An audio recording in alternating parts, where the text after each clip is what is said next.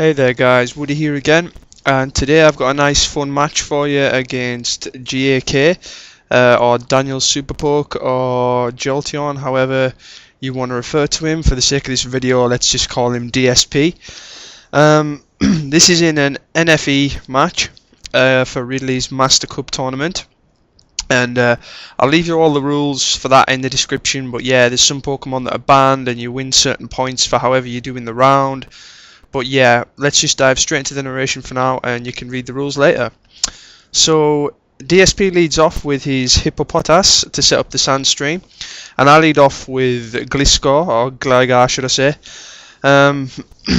And I go for the Stealth Rock. I actually thought that weather conditions were banned in this tournament for some reason. I was being retarded and didn't read the rules properly. But yeah, for some reason I thought Hippopotas was banned. But whatever. We both Stealth Rock up there, and then I can knock off his leftovers. And he goes for a Crunch and gets a useless crit. And I predict that since he's seen how little that Crunch does, that he's going to switch out, so I go for another knockoff to knock off an item from his incoming poke, and it turns out to be Metang. So I knock off that thing's leftovers, I believe. Yep, it is. So that won't be recovering anymore either, which is good for me. And I kind of figured he might have an Ice Punch on this thing, but I stay in and go for an Earthquake, and that does a nice amount of damage for me. And this Ice Punch won't even come close to killing it, I don't think, does it? No, not really, because this Gligar, I mean, Gligars have awesome defense anyways, but yeah, I invested a little bit in defense, so, and HP, because it's my lead and stuff. So yeah, he switches to Ghastly now, and I should have predicted some kind of switch and went for a knockoff, but I don't. I just go with Earthquake to try and kill Metang. And yeah, Levitate will make that miss. So yeah, the reason he's using Ghastly here and not Haunter is because if you've read in the rules, Haunter is actually banned because it is quite powerful in NFE. So yeah, he goes for the hidden power there, and that was kind of fail for him because he thought that was ice, but he must have messed up with the Sav, and it's not hidden power ice. I don't know what it is, but it turns out I resist it anyway. So yeah, that was kind of crap. So I get the knockoff off and knock his life orb off, which was kind of stupid because I kind of could have done with him getting drained off the life orb, because then he's taken life orb and sandstorm damage. So, but whatever, that's 3 of his Pokemon without items. I suppose that's better than nothing. So now switching L Dragonite, which is named that because L Dragonite actually gave me the set for this Magmar from Pojo forums. So yeah, I was hoping he would switch there because I subbed up. I wasn't really trying to scare him out, I was just hoping he would switch. So that was a nice bit of luck for me on that play. And but unfortunately he goes into Hippopotas, which won't be 2-hit KO'd by a Fire Punch. And because of the rocks and the sandstorm, this Magmar will not be staying around for long. So I just keep going for the Fire Punch, and you know, a burn would be like the best case scenario, I guess. My dog is crying in the back. Minnie! Lie down. Fucking dog's like freaking out running around the house. But yeah, we just got a new puppy today, so I guess she's all jealous and stuff. Yeah. Minnie. Fucking hell. Right, sorry. Yeah, back to the narration. Right, she's settled now. Yeah, he kills my Magmar, obviously. So I guess we didn't miss much of that. So now we're going to Thor, which is my Electabuzz. And I was checking out Electabuzz on Cerebi and stuff, and well, Smorging. And it's like quite amazing in NFE. It's like really fast. It's really, it's got really decent special attack. Oh, fucking dog. So yeah, I go for the hidden power ice and kill it off, which is nice. I don't think he predicted that. And I go for the hidden power ice again to try and make him think I'm Specs, I guess. So yeah, he did have a 2 Pokemon lead there, but now I've just pulled it back. But I mean, his Pokemon were weak anyway, so it wasn't really a lead or anything. But yeah, so now I kind of have to switch because I don't think Hidden Power Ice will kill, so it knows I'm not Specs, which isn't the end of the world. But yeah, this thing, I won't tell you what item it has got on it, but you know, anyways, I don't want to give too much away because you know, I've started to use this team in a tournament, so I don't want other people checking out my whole team and stuff. But yeah, he brings in Gabite, which is a huge threat in NFE, and he's actually Scarfed obviously because he outsped me there, and like I just said, Electabuzz can outspeed a lot in NFE. So the reason he outsped me there was because he's Scarfed. So now we're going to Porygon, which is a little bit of a wall. I was tempted to go into it earlier when he Shadow Balled with that Ghastly, but you know, over prediction can really hurt you sometimes. So yeah, he gets the Earthquake off there, and that actually does a lot.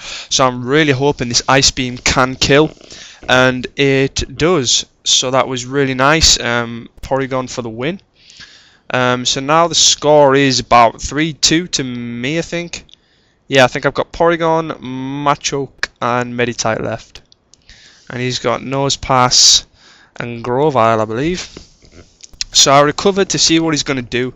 I wasn't actually sure if I'd outspeed, but I do. So that's nice, I guess. And he's Stone Edges, which I know is not going to do much. So that's fortunate. And yeah, I don't know if you checked that out there, but when I brought in this Porygon, it traced Gabite's Sandveil. And apparently, I didn't know this, but I only just figured it out because of this match. A few people have asked, don't know this either. If you have Sandveil, you're not affected by Sandstorm. So my Porygon is actually getting recovery from leftovers in the Sandstorm, which is, you know, always nice. I didn't bring in Porygon to do that, but it's fortunate that it does. So yeah, it was a nice bit of luck for me. Any T-Waves there, and I actually have my own Thunder Wave I could have done on this Porygon, but I could have used, but I really needed this thing Toxic Poisoned in case my fighting types that I've got left wouldn't be able to take it down. But what I really should have done here is switch in either Machoke or Meditite and try to take this Nose Pass out, because I didn't realise till afterwards that Ridley's point system goes off how many Pokemon you have left after you've won. So that was kind of crap that I'd sacrificed this for nothing.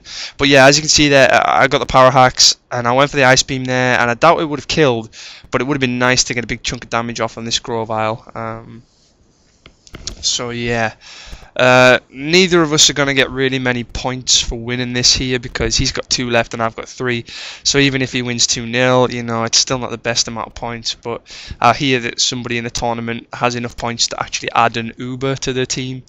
But yeah, I'll explain all that later. So yeah, he Leaf Storms for the kill, and I'm assuming it's Specs, because most Sceptile actually are in NU and stuff. So I assumed he just went with the same kind of set.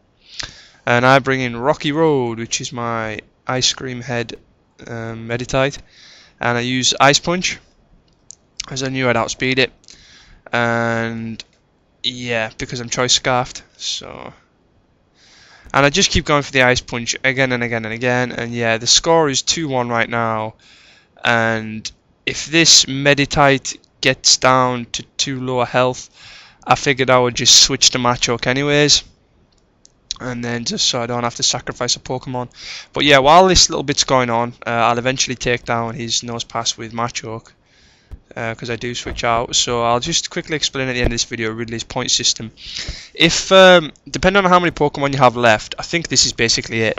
I actually have 2 left at the end of this match when I win, and